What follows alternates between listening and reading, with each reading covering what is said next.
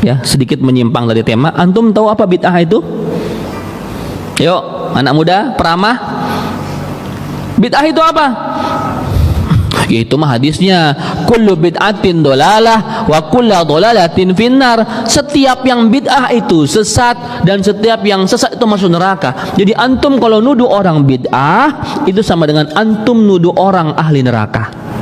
Hati-hati, kalau tuduhannya tidak terbukti, itu tuduhan balik sama yang ngomong. Bid'ah itu apa? Kata sebagian orang nih ya, bid'ah itu sesuatu yang tidak pernah dicontohkan Rasulullah Shallallahu Alaihi Wasallam. Begitu kata sebagian orang. Padahal itu statement yang salah. Mohon maaf, bid'ah itu bukan sesuatu yang tidak pernah dilakukan Rasul. Ini banyak yang sekarang kita lakukan di bid'ah ini. Misalkan Rasulullah Shallallahu Alaihi Wasallam pernah memanggil Bilal bin Abi Rabah. Wahai Bilal, ketika aku Isra Mi'raj, aku mendengar gesekan terompahmu itu di surga. Kata Rasul begitu. Amal apa gerangan yang membuat terompahmu itu bisa masuk surga? Sampai kedengeran sama aku.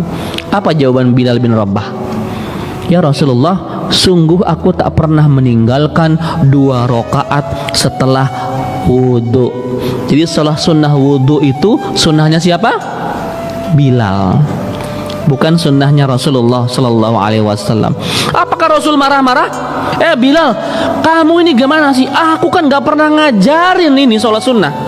Kamu suka mengada-ngada deh, mengada-ngada urusan baru dalam agama. Itu bid'ah tahu, haram tahu. Rasul nggak ngomong begitu. Bagus Bilal, itu kata Rasul. Padahal Rasul nggak pernah nyuruh sholat sunnah habis wudhu. Sunnahnya Bilal. Tahiyatul masjid sunnahnya siapa? Juga bukan sunnahnya Rasul. Rasul nggak pernah tahiyatul masjid. Emang kenapa? Ya karena rumahnya di masjid. Itu bukan sunnahnya Rasulullah Sallallahu Alaihi Wasallam. Para sahabat melakukannya tahiyatul masjid. Ya, jangan engkau duduk sampai melakukan sholat sunnah 2 rakaat. Itu sunnahnya, bukan sunnahnya Rasulullah Sallallahu Alaihi Wasallam.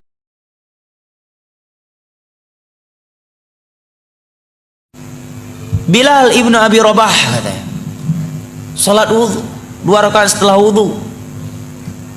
Buktinya ketika Nabi bertanya, wahai Bilal, aku mendengar suara teropakmu dalam surga, amalan apa yang kau lakukan? Dia menjawab, aku tidaklah berwudu kecuali aku sholat 2 rakaat. Nah, ini boleh melakukan ibadah sebelum ada dalilnya, yang penting tujuannya baik. Masya Allah, orang dengar mantap ini, buatlah.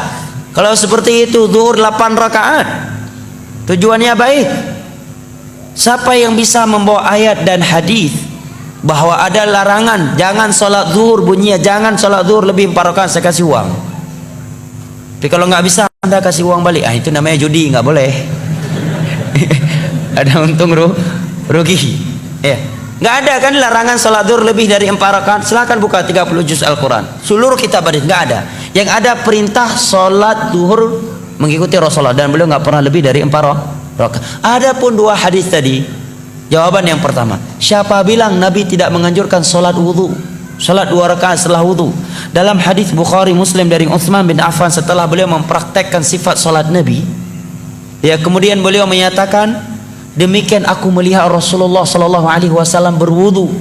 Setelah beliau berwudu, beliau menyatakan, man tawaddu'a nahwa wudu'i hadza thumma shalla rak'ataini la yuhaddithu nafsahu fihima illa ghufira lahu ma taqaddama min dzambihi. Nabi menyatakan, barang siapa yang berwudu seperti wuduku ini, kemudian dia sholat 2 rakaat dengan khusyuk, tidak melalaikan dirinya dalam 2 rakaat tersebut, melainkan akan diampuni dosa-dosanya telah berlalu. Ini hadis. Dan Nabi udah sholat dari semenjak di Mekah. Mungkin nggak Nabi sholat di Mekah tanpa wudu? Subhanallah. Itulah kalau sudah hawa nafsu yang bermain, jemaah. Jawaban berikutnya, ikrar dari Nabi, dan ikrar bagian dari hadis, dan itu di masa wahyu. Adapun sahabat membaca Al-Ikhlas tadi karena beliau mengambil keumuman ayat Allah, faqra'u ma tayassara minal Qur'an, bacalah apa yang mudah dari Al-Qur'an dalam salat. Al-Ikhlas bagian dari surat Al-Qur'an. Lebih dari itu beliau melakukannya di zaman wahyu, di mana agama belum sempurna kecuali setelah Nabi diwafatkan dan diikrarkan, dibenarkan oleh Rasulullah. Anda buat bid'ah ini siapa yang mikrar ya? Anda sahabat bukan, zaman wahyu bukan, yang mengikrarnya siapa? Rasulullah bukan, Abu Nawas iya. Nabi nggak pernah salat tahajud, nggak pernah salat tahiyatul masjid. Berarti melakukan salat tahiyatul masjid bid'ah dong. Anda yang bid'ah. Kalau bid'ah maka dari ujung kaki Anda sampai ujung rambut Anda bid'ah katanya. Masya Allah. Udah jelas-jelas dalam Sahih Bukhari dan Muslim dari Abi Qatadah Al-Ansari radhiyallahu anhu terkait salat tahiyatul masjid. Nabi menyatakan, "Idza dakhala ahadukumul masjid fala yajlis hatta yusalli raka'atain." Apabila salah satu di antara kalian masuk ke masjid, jangan dia langsung duduk sampai dia salat 2 rakaat. Ini hadis, kok dibilang bid'ah?